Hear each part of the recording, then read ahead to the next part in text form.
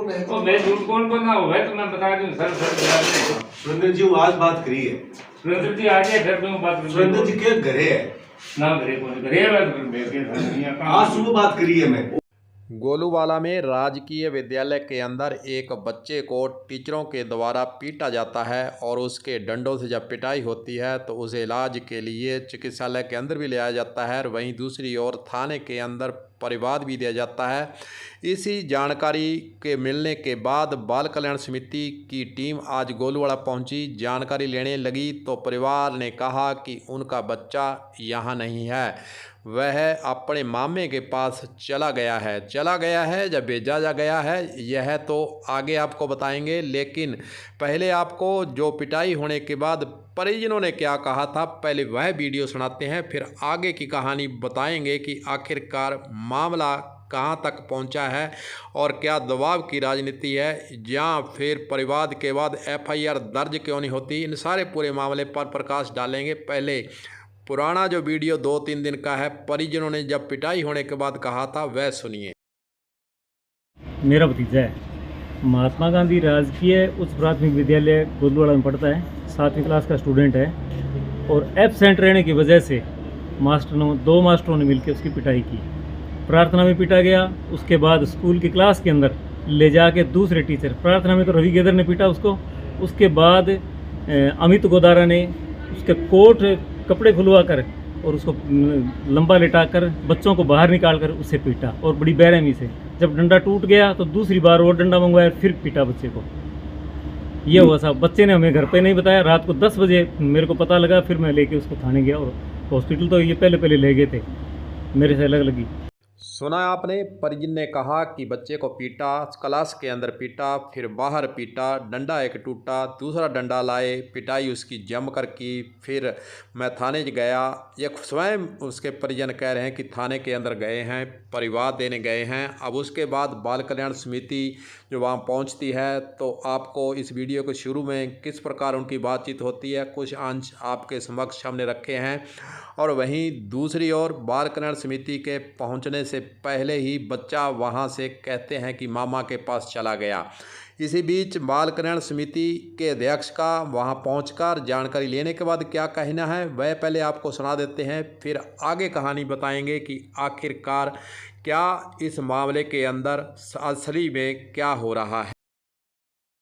अभी हाल ही में 2 दिन पहले बाल कल्याण समिति के संज्ञान में मामला है कि एक छोटा बच्चा जो 7वीं कक्षा में अध्ययनरत है, यहाँ महात्मा गांधी इंग्लिश स्कूल में जो राजकीय स्कूल है गोलूवाला में शागान में, तो वहाँ एक अध्यापक द्वारा बेरहमी से मारपीट का मामला सामने आने के बाद हमने गोलूवाला SHO, जिला शिक्षा अधिकारी और सबको अवगत करवाया कि इस मामले में संज्ञान लेते हुए तुरंत प्रभाव से कार्रवाई करें और बच्चे को न्याय दें। इस मामले को लेके आज हमें संज्ञान में आया कि बच्चे के परिजनों ने या टीचर्स ने आपस में बैठ के जो भी कोई बात भी समझौता हो गया, लेकिन मैं ये समझता हूँ कि ज़िले में मेरा और हमारी CWC का एक ही मेन ध्येय रहता है कि किसी भी बच्चे के साथ जाति ना हो, बच्चा सुरक्षित रहे, अच्छे से पढ़े और देश के नवनिर्माण में अपनी भागीदारी सुनिश्चित करे। लेकिन जब ऐसे मामले स्कूलों से आने लग गए, जो राजकीय स्कूलों में पीछे भी बहुत विवाद हुआ, स्टेट में हमारे मुख्यमंत्री जी भी संवेदनशील हैं कि भी किसी प्रकार की बात हो तो उसे शांति से बच्चों को समझा सकते हो। बच्चा बाल मन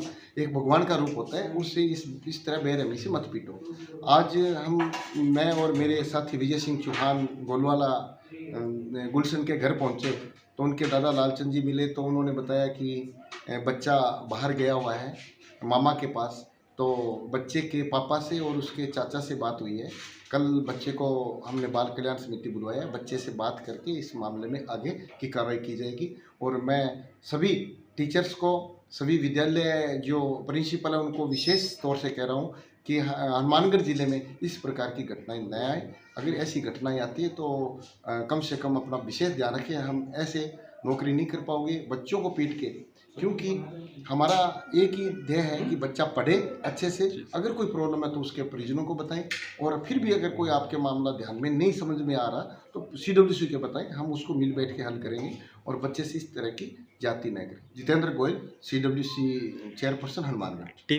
बच्चे के साथ मारपीट पर कुछ सवाल भी खड़े होते हैं कि एफआईआर दर्ज करने के लिए परिवाद गया, फिर आखिरकार पुलिस ने तत्काल एफआईआर दर्ज क्यों नहीं की? परिवाद को ऐसे ही कुछ समय बाद कुछ दिन के लिए क्यों रखा गया?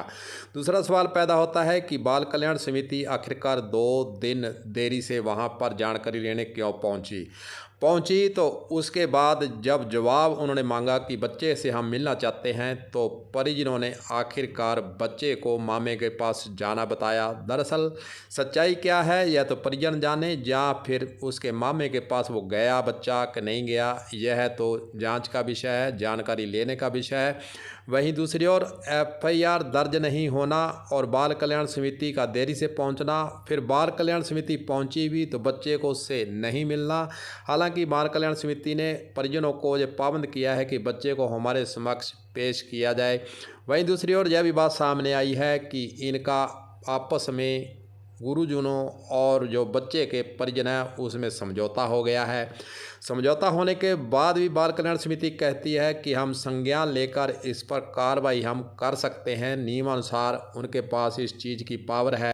एक सवाल यह भी खड़ा होता है कि परिजन पहले एफआईआर के लिए आवेदन पत्र देते हैं, फिर समझौता होने के बाद फिर चुप हो जाते हैं। लेकिन जो भी हो, मीडिया का काम है विश्लेषण करना, हमें इससे कोई लेना देना नहीं है कि आखिरकार समझौता क्यों हुआ। समझौता हुआ तो परिजन और गुरुजनों के बीच में हुआ, हम इसके बारे में कुछ नहीं कहेंगे। लेकिन बाल कल्याण समिति के द्वारा अब जो नोटिस दिया गया है, अब जो उन्हें पाबंद किया गया है कि बच्चे को हमारे शख्स पेश करें, पेश करने के बाद इस घटना के बारे में क्या निकलता है यह तो बाल कल्याण समिति की जांच के बाद जो मीडिया के अंदर बताया जाएगा, उसके बारे में आपको आगे भी हम इस मामले के बारे में अवगत जरूर करवाएंगे। लेकिन हनुमानगढ़ के अंदर बच्चे की पिटाई और पुलिस और परिजन व बाल कल्याण समिति, इनकी चर्चा जरूर हो रही है कि आखिरकार पिटाई तो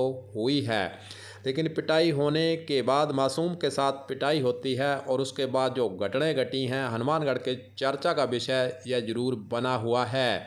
बने रहें आप कलम न्यूज के साथ, आगे जो भी जांच के अंदर निकलेगा, आगे क्या होता है, संज्ञान बाल कल्याण समिति लेती है और क्या कार्रवाई करती है, जरूर बताया जाए।